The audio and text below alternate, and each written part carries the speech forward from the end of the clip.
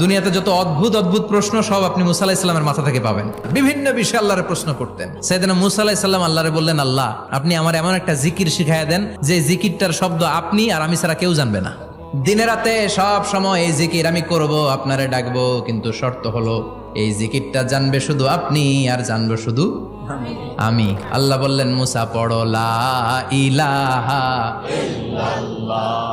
মুসা আলাইহিস সালাম কয়, মাবুদ এটা তো জাতীয় জিকির, সবাই জানে। আমি তো চাইছি এক্সেলেন্ট একটা জিকির, কারো কাছে নাই, শুধু আমি জানবো আর আমি পড়বো। আল্লাহ বললেন, মুসা এই লা ইলাহাকে যদি এক পাল্লায় রেখে দাও, তাম বিশ্ব, 7 আকাশ 7 জমিনটারে তুলে যদি তুমি আরেক পাল্লায় রেখে দাও, লা রাজাহাত কাফাতু লা ইলাহা ইল্লাল্লাহ, মুহূর্তের মধ্যে লা ইলাহার পাল্লা ভারী হয়ে যাবে। ও মুসা, তুমি যতই এক্সক্লুসিভ জিকির চাও, লা ইলাহার চেয়ে দামি জিকির আমার কাছে নাই।